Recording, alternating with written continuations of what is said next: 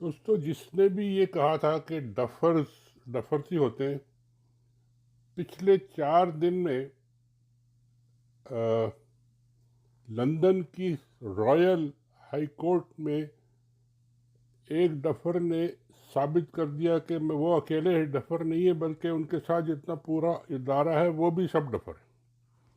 और ये मैं बात कर रहा हूँ उस लंदन के केस की जो आईएसआई ने, जी हाँ, आईएसआई ने खुद एक मेजर रिटायर्ड आदिल राजा साहब के खिलाफ किया। एक रिटायर्ड ब्रिगेडियर साहब ने, वो बड़े अपने आप को फन्ने खान समझते होंगे, लेकिन वो उन्होंने मेजर साहब के खिलाफ केस किया कि मेरी बेगम को किसी ने फ़ोन किया, मेरी अम्मा को किसी ने फ़ोन करने की कोशिश की, और मुझे लोग सड़कों पे घूर घूर के देखते हैं, और मेरी बेटी का दाखिला लंदन में नहीं हो सका तो अमेरिका में महंगा करना पड़ा।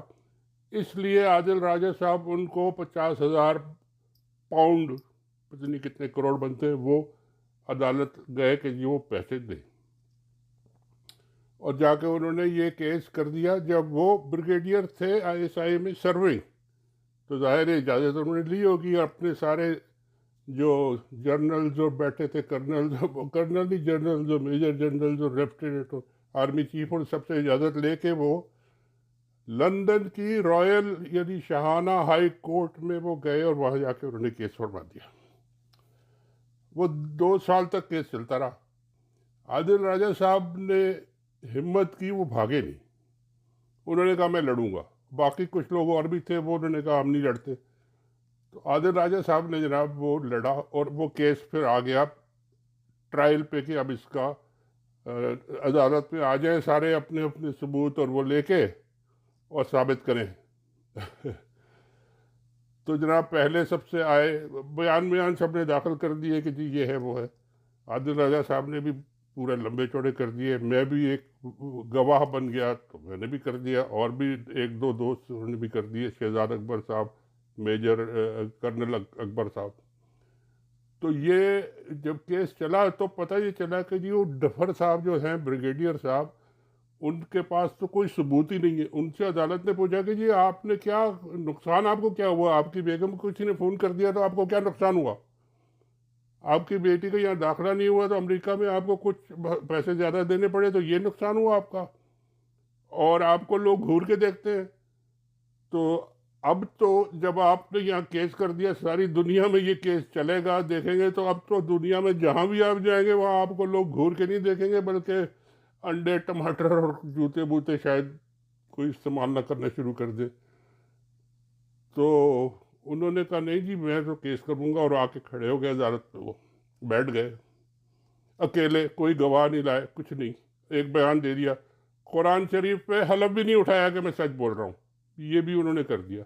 अदालत ने उनका बयान सुना, फिर उन पर जरा शुरू हुई। जब जरा शुरू हुई तो लोगों ने पूछा कि जी आपके पास पैसे कहाँ से आए, कुछ पता नहीं। आपको किसने कहा है कि जी केस करें, मैंने खुद किया। आप तो सर्विंग एक ब्रिगेडियर थे, आप खुद कैसे कर सकते, कोई जवाब नहीं। आपकी बेगम को किसने फ़ोन किया, कोई जवाब नहीं। आपकी अम्मा को किसने फ़ोन किया, कोई जवाब नहीं। कौन घूर के देखता है, कोई जवाब। एक एक सहाफ़ी ने मुझे फ़ोन कर दिया, ये भी एक उनके लिए एक बड़ी बुरी, सहाफ़ी ने मुझे फ़ोन कर दिया तो उनका नाम बताया, मैंने कहा ये नाम तो नहीं बता सकता। उसके बाद फिर हम लोगों की बारी आई।